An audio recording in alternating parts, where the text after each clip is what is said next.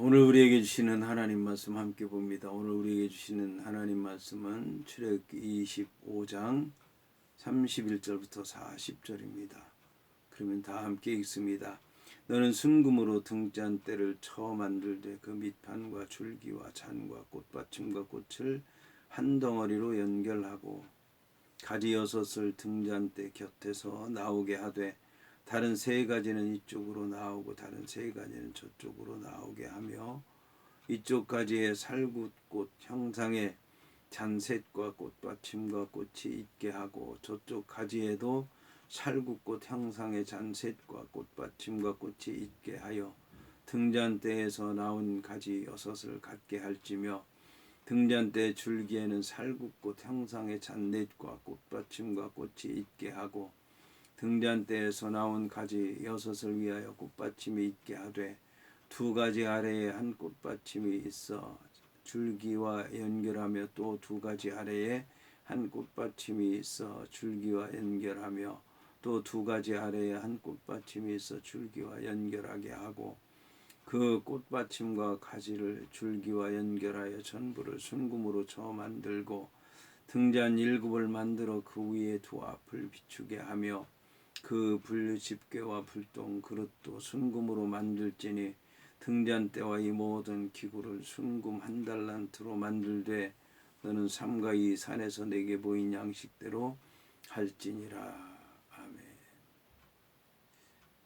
오늘 말씀은 등잔대를 만들라입니다. 그러면 본문의 말씀을 통해 함께 은혜 나누도록 하겠습니다. 오늘 말씀은 너는 순금으로 등잔대를 쳐 만들라는 말씀으로 시작을 합니다. 오늘은 이제 등잔대를 만드는데 쳐 만들라고 말씀하고 있습니다. 이 쳐라고 하는 얘기는 이제 금을 쳐서 만들라는 얘기입니다. 금을 쳐서 만들라는 얘기는 그 금을 한 달란트 되는 거를 그거를 하나로 연결되도록 그렇게 쳐서 금을 쳐서 만들라고 하는 그런 말씀인 것입니다. 그러니까 원래는 이제 이 금을 가져왔을 때 이런 등잔대 모양으로 가지고 오지 않았을 터인데 그 금을 이제 다 모아서 그 불순물을 제거하고 그 순금으로 된 것 그것을 이제 등잔대 모양으로 된 그 주물에다 넣어서 그거를 쳐서 등잔대를 만들라고 하는 이제 그런 말씀입니다. 그러기 위해서는 이전에 있던 그런 금이 다 형상을 잃어버리게 되고 그리고 이제 깨끗하게 되고 그리고 새로운 모양으로 태어나게 되는 것을 볼 수가 있습니다. 그래서 등잔대를 만드는데 어떻게 만들어야 되는가? 자, 밑판과 줄기와 잔과 꽃받침과 꽃을 한 덩어리로 연결하라. 그리고 가지 여섯을 등잔대 곁에서 나오게 하되 다른 세 가지는 이쪽으로 나오고 다른 세 가지는 저쪽으로 나오게 하라. 이런 설명을 이제 길게 하고 있는데 도대체 어떻게 만들라고 하는 얘기인가? 그 다음에 보면 간단하게 나옵니다. 이쪽 가지에 살구꽃 형상의 잔셋과 꽃받침과 꽃이 있게 하고 저쪽 가지에도 살구꽃 형상의 잔셋과 꽃받침과 꽃이 있게 하여 등잔대에서 나온 여섯을 갖게 하라. 자, 이것을 한마디로 설명하는 게 살구나무처럼 만들라는 얘기입니다. 살구나무를 보게 되면 그 나무의 양쪽에 가지가 있죠. 원줄기가 있고 가지가 있는데 그렇게 하라는 말씀입니다. 그리고 원줄기에 가지가 나란히 붙어 있도록 그렇게 하라고 하는 말씀인 것입니다. 여기서도 역시 이제 알아야 되는 것은 둘이 한 짝이 된다라고 하는 것입니다. 둘이 한 짝이 되고 한 몸에 붙어 있다는 것을 얘기하는 것입니다. 그리고 일곱이라고 하는 숫자는 이제 하나님께서 창조하신 세상인데 엿새 동안 지으시고 일째 날을 이제 안식하셨는데 새 사흘 동안은 배경을 지으시고 사흘 동안은 그 내용물을 지으시고 그리고 난 다음에 마지막 이제 일회째 날은 안식하셨는데 좌우에 한 쌍이 된 것이 마치 그와 같다고 얘기할 수 있습니다. 오른쪽에 있는 건 배경이고 왼쪽에 있는 것은 그 배경을 채우는 내용물이고 가운데는 안식을 의미한다라고 이제 얘기할 수가 있을 것입니다. 근데 이 진설 여기서 이제 등잔대를 만드는 이유는 등잔대를 만들고 거기에다가 등잔을 만들고 심지를 굽어서 등유를 넣어서 불을 켜도록 하기 위해서인 것입니다. 이 등잔은 이제 저녁에 켜면 아침까지 이제 가게 하고 아침이 되면 그걸 끄는 것입니다. 그런데 이제 심지가 그것을 검게 되면 안 되니까 간검하라. 그래 이제 이 심지를 늘 이제 돌보도록 그렇게 이제 되어 있고 성막은 성막들과 성소와 지성소로 되어 있는데 성막 안은 네 겹의 이제 덮개로 되어 있기 때문에 캄캄합니다. 캄캄한데 낮에가 되면 성막 주위에 이제 빛이 들어오기 때문에 어스러움에서 어스름한 빛이 들어오기 때문에 제사를 드리는데 큰 지장은 없습니다.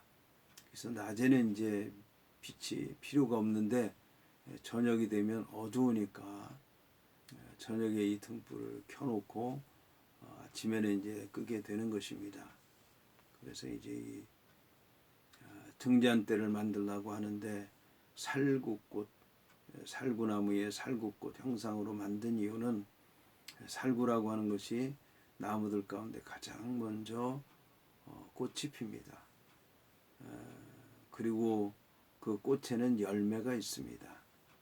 가장 먼저 희망을 준다라고 얘기할 수가 있습니다.